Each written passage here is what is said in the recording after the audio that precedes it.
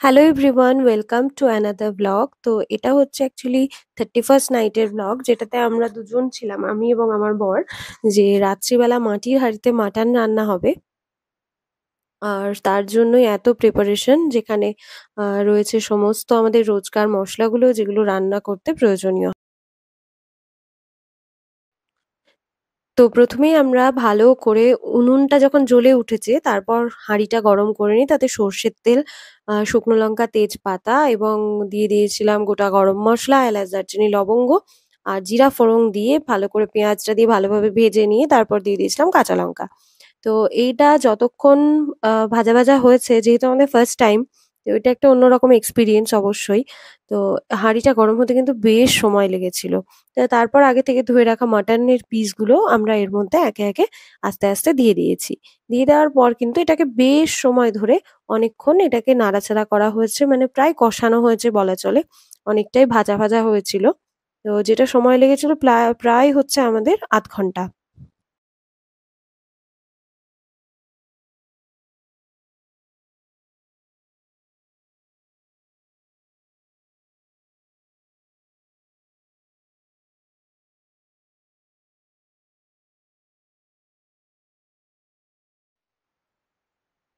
এরপর মাটনটাকে আমরা ভালোভাবে কিন্তু মসলার সাথে, মানে তেল মশলার সাথে ভালোভাবে মাখিয়ে মাখিয়ে এটাকে কিন্তু কন্টিনিউয়াসলি আমরা নাড়াতে থেকেছি, যাতে তলটা লেগে না যায়। কিন্তু আমার মনে হয় না এটা লাগতে পারে, তার কারণ বেশ ভালোই মাটন থেকে যে জলটা বেরোয় সেটাতেই কিন্তু এটা রান্নাটা হতে থাকে। তো এরপর আমরা দিয়ে দিয়েছি আগে থেকে বানিয়ে রাখা আদা, রসুন এবং কাঁচা লঙ্কা বাটার পেস্ট, যেটা দিয়ে বেশ কিছুক্ষণ কষিয়ে নেওয়ার পর যখন তেল ছেড়ে এসেছে, তখন দিয়ে দিয়েছি রোজকার আমাদের ঘরোয়া মসলা, জিরে গুঁড়ো, ধনে গুঁড়ো, লঙ্কা গুঁড়ো, লবণ এবং স্বাদ মতো চিনি। দিয়ে ভালো করে এটাকে কষিয়ে নিয়ে যখন তেল ছেড়ে দেবে, তখন দেওয়া হচ্ছে টক দই এবং আগে থেকে কেটে রাখা টমেটো কুচি।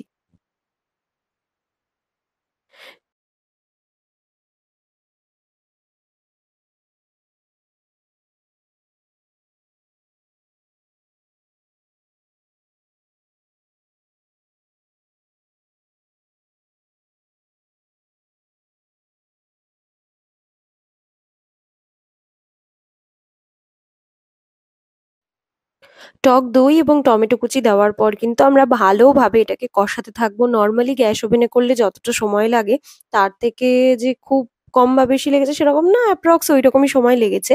তবে টেস্ট অবশ্যই ডিফারেন্ট হবে, যেটা আমরা কড়াইয়ে করি সেটার থেকে মাটির টেস্ট একটা অন্যরকম। তোমরা অবশ্যই ট্রাই করো। আর হান্ডি মাটন কেউ করতে চাইলেও করতে পারো। তবে একটু খেয়াল রাখা উচিত, মোটামুটি ওই ১ ঘন্টার মধ্যেই কিন্তু রান্নাটা পুরোপুরি রেডি হয়ে যায়। ভাত, রুটি সবকিছুর সাথেই এটা দারুণ লাগে এবং কালারটাও এত সুন্দর আসে, যেটা হয়তো আমরা কড়াইয়ে বা হাঁড়িতে করলেও এত সুন্দর আসে না, যেটা মাটির হাঁড়িতে এসেছে। তো ভিডিওটা যদি ভালো লাগে, অবশ্যই একটা লাইক করে দিও, কমেন্ট করে দিও এবং চ্যানেলটা সাবস্ক্রাইব করা থাকলে অসংখ্য ধন্যবাদ, না করা থাকলে একটা সাবস্ক্রাইব করে দিও। আর যদি Facebook থেকে দেখে থাকো, তাহলে অবশ্যই আমার এই প্রোফাইলটাকে ফলো করে দিও আরো নতুন নতুন প্রচুর ভিডিও পেতে এবং রেসিপি পেতে। আর সেই সঙ্গে ভিডিওটাকে একটু শেয়ার করে দিও। Thanks for watching. সকলে ভালো থেকো, সুস্থ থেকো। দেখা হচ্ছে পরের ভিডিওয়।